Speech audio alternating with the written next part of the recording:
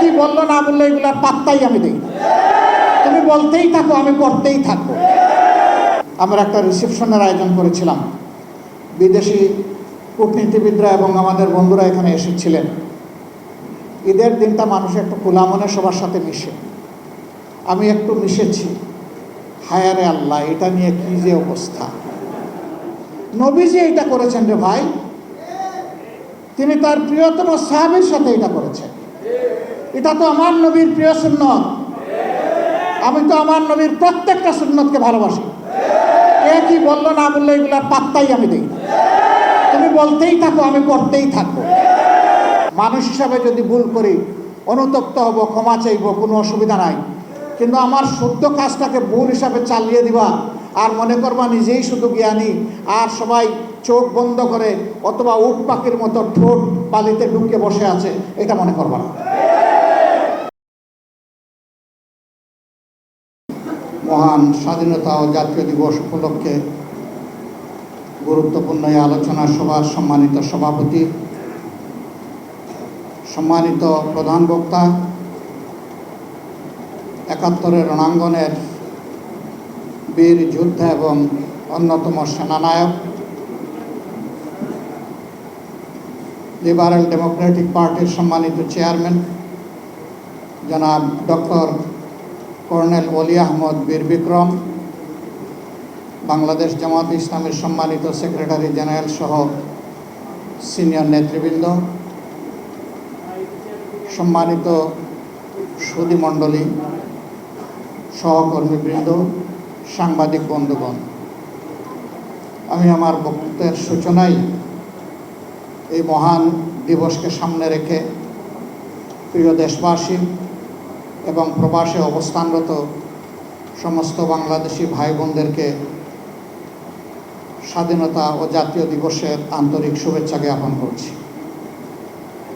গভীর শ্রদ্ধা নিবেদন করছি ৭১-এর মহান মুক্তিযুদ্ধে বুক চিতিয়ে এই দেশবাসীর অধিকার আদায়ের জন্য যারা লড়াই করেছিলেন, যারা নিহত হয়েছিলেন, আল্লাহ তাদেরকে শহীদ হিসাবে কবুল করুন। যারা আহত পঙ্গুত্ব বরণ করেও হার মানেননি, আল্লাহ তাআলা দুনিয়া এবং আখিরাতে তাদেরকে উচ্চ মর্যাদা দান করুন।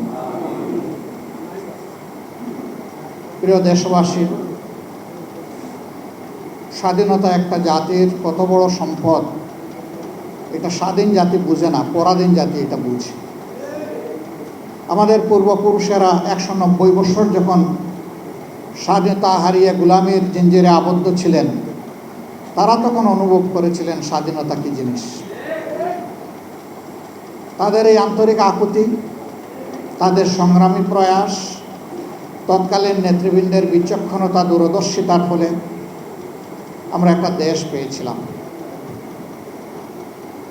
আমাদেরকে আশ্বস্ত করা হয়েছিল লড়কেলেঙ্গে পাকিস্তানের নামে যে এই দেশে কোনো ধরনের বৈষম্য থাকবে না, ন্যায় বিচার কায়েম হবে এবং মানুষ একটি স্বাধীন দেশের নাগরিক হিসাবে সম্মানের সাথে বসবাস করবে।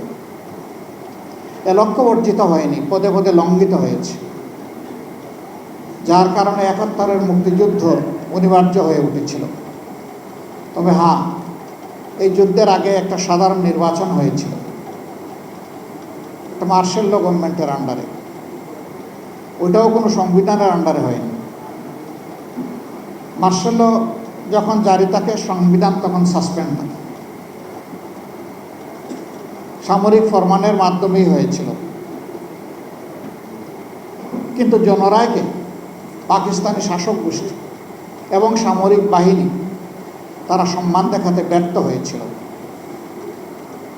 বরঞ্চ জনরায়কে অগ্রাহ্য করে বিপুল জনমানুষের আকাঙ্ক্ষাকে তারা গুলি আর বুলেট দিয়ে, ব্যানর দিয়ে তারা দমিয়ে রাখতে চেয়েছিল। নির্বিচারে মানুষ খুন করেছে, মানুষের ইজ্জত লুণ্ঠন করেছে, সম্পদ ধ্বংস করেছে, দেশকে পোড়ামাটির দেশে পরিণত করেছে। কিন্তু সকল নির্যাতন চালিয়েও মানুষের আকাঙ্ক্ষাতে তারা দমিয়ে রাখতে পারেনি। শেষ পর্যন্ত দেশ স্বাধীন হয়েছে। আরেকবার সেই লড়াকু সমস্ত যোদ্ধাদেরকে অন্তরের অন্তঃস্থল থেকে গভীর কৃতজ্ঞতা জ্ঞাপন করছি, যারা আমাদের জন্য একই মানচিত্রকে স্বাধীনতার মূলকে উপস্থাপন করেছেন, যারা আমাদেরকে একটি সম্মানজনক পতাকা হাতে তুলে দিয়েছে। এই পতাকা এবং মানচিত্রের হাত ধরে বাংলাদেশটা বদলে যাওয়া উচিত ছিল, কিন্তু না, ভূতল পরিবর্তন হয়েছে, ভিতরের জিনিস পরিবর্তন হয়নি। এক এক করে 54 বছর বিদায় নিয়েছে, আমরা আগামীকাল 55তম বছর ইনশাল্লাহ পা দেব একটা জাতি হিসাবে। দ্বিতীয় বিশ্বযুদ্ধের পর জাপান কি অবস্থায় ছিল সবাই জানেন, কিন্তু মাত্র 3 বছরের মাথায় তারা বিশ্বকে চমকে দিল। তারা বিশ্বের সর্ববৃহৎ ইলেকট্রোমেকানিক্যাল ইন্ডাস্ট্রি মিৎসুবিশি চালু করে বিশ্বকে জানাই দিল যে জাপান ঘুমিয়ে পড়ে নাই। সেই জাপান সেখান থেকে বের হয়ে আসতে পারল, বের হয়ে এসে এখন বিশ্বের একটি উন্নত মর্যাদাশীল জাতি হিসেবে নিচেরা দাঁড়াতে পারল। এই অঞ্চল দুইবার স্বাধীনতা অর্জন করার পরেও আমরা কেন পারলাম না? এই না পারার কারণ আমাদের সাধারণ জনগণ নয়, এই না পারার কারণ হচ্ছে নেতৃত্বের ব্যর্থতা, লোভ, অদূরদর্শিতা এবং সীমাহীন দুর্নীতি। দুর্নীতি শুধু টাকা পয়সা হাত লাগলে হয় না, হ্যাঁ এটাও দুর্নীতি। সবচেয়ে বড় দুর্নীতি হচ্ছে মানুষের অধিকার হরণ করা, অযোগ্য লোকদেরকে যোগ্য জায়গায় বসিয়ে দেওয়া, যোগ্যতা সম্পন্ন লোকদেরকে অপমান করে তাড়িয়ে দেওয়া, এটি হচ্ছে সবচেয়ে বড় দুর্নীতি। দুর্নীতির এই বিষবাষ্প যতক্ষণ পর্যন্ত সমাজ থেকে বিদায় না নেবে, আমাদের সমাজ স্বাধীনতার কাঙ্ক্ষিত সুফল ভোগ করতে পারবে না। এরপরে তার মুখেই শুনলেন, আমি বলার পরে তো হইচই পড়ে গেছিল। আমি বলেছি যে তিনি বিদ্রোহ করেছেন, বেওকুফরা বুঝেছে তিনি স্বাধীনতা ঘোষণা করেছেন। এইটা নিয়ে কি যে হইচই। তিনি অবশ্য বলেছেন অনেক সময় এরা ইংলিশটা বুঝে না, উনি ঢাকা বিশ্ববিদ্যালয়ের ইংরেজি শিক্ষকদেরকে ব্যবহার করেছেন। এরপরে তিনি বলেছেন যে না, আমার কাছে এগুলা সংরক্ষিত আছে, পয়সাও লাগবে না, আমি দেখাই দিব, চলে আসো আমার বাড়ি। জানবে না, বুঝবে না, তার আগে চায়ের কাপে ঝড় তুলবে। কেন তুলে জানেন? মৌলিক শোকে চাপা দেওয়ার জন্য। দেখেন না, সম্প্রতি একটা ঘটনা, আমাদের এই ঈদ উপলক্ষে আমরা একটা রিসেপশনের আয়োজন করেছিলাম। বিদেশি কূটনীতিবিদরা এবং আমাদের বন্ধুরা এখানে এসেছিলেন। ঈদের দিনটা মানুষ একটু খোলা মনে সবার সাথে মিশে, আমি একটু মিশেছি। হায়ারে আল্লাহ, এটা নিয়ে কি যে অবস্থা। নবীজি এটা করেছেন রে ভাই, তিনি তার প্রিয়তম সাহাবীর সাথে এটা করেছেন। এটা তো আমার নবীর প্রিয় সুন্নত, আমি তো আমার নবীর প্রত্যেকটা সুন্নতকে ভালোবাসি। কে কি বললো না বললো এগুলার পাত্তাই আমি দিই না। তুমি বলতেই থাকো, আমি করতেই থাকবো। হ্যাঁ, মানুষ হিসাবে যদি ভুল করি অনুতপ্ত হব, ক্ষমা চাইব, কোনো অসুবিধা নাই।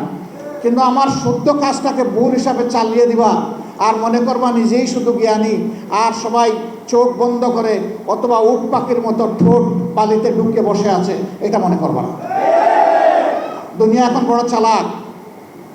তুমি যে রাস্তা দিয়ে হাঁটো, ওই রাস্তা অবজার্ভ করার জন্য তোমার রাস্তায় শত সার্চ লাইট বসে আছে।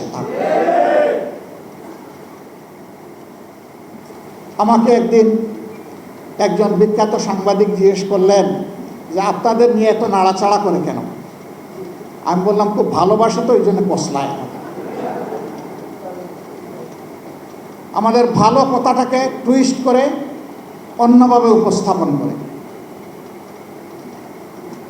একটা কথা এক লাইনে সব বলা যায় না, হয়তো 3টা লাইন বললাম, ওর পছন্দ হয়েছে আমাকে ঘায়েল করার জন্য একটা লাইন পোস্টিং দেবো, ওইটাকেই ফটোকার্ড বানিয়ে ছেড়ে দিল, বাকি 2 লাইনের খবর নাই।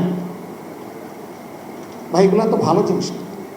আমরা জানি আমাদের সাংবাদিক বন্ধুরা এগুলো করতে চান না, তাদেরকে করানো হয়, করতে বাধ্য করা। এত রক্ত, ৭১-এর ত্যাগ, ২৪-এর ত্যাগ, এই সবগুলো তো ম্লান হয়ে যাবে যদি ভালোকে ভালো হিসাবে পুরস্কৃত করা না হয় আর মন্দকে যদি দমন করা না হয়। আমরা কি দেখছি? আমরা দেখছি পরিবর্তিত বাংলাদেশ। শাসন ক্ষেত্রে শাসক বদলেছে, কিন্তু শোষণের ধারা বদলায়নি। ইতিমধ্যে যে সমস্ত লক্ষণ ফুটে উঠেছে আপনারা সবাই পরিষ্কার।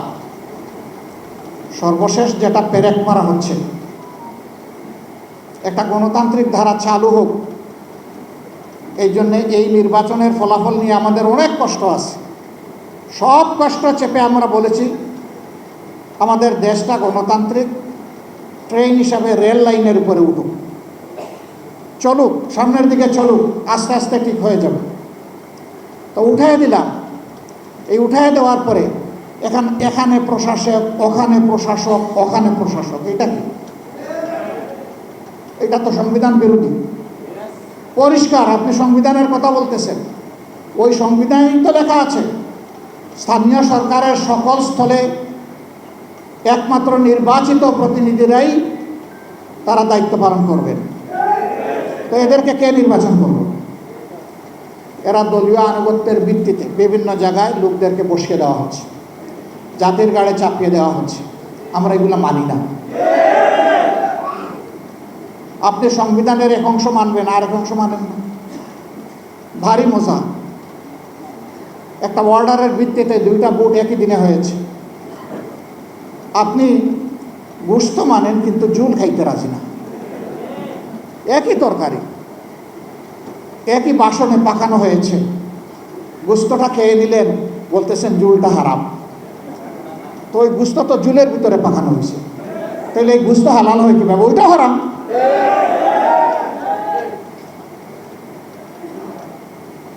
জনগণকে এত বোকা মনে করার কারণ নাই। জনগণ সব বুঝে। হ্যাঁ, আপনারা মানবেন, তবে সহজে মানবেন না, আমরা বুঝতেছি। এরকম অতীতেও কিছু কিছু বিষয় সহজে মানেন নাই, কিন্তু পরে ঠিকই মেনেছেন। আমরা নিজের জন্য, কোনো দলের জন্য এই কাঠামোগত পরিবর্তন আমরা চাচ্ছি না, সংস্কার চাচ্ছি না। আমরা 18 কোটি মানুষের জন্য চাই। changetv.press, এক ফোঁটা হলুদও নেই।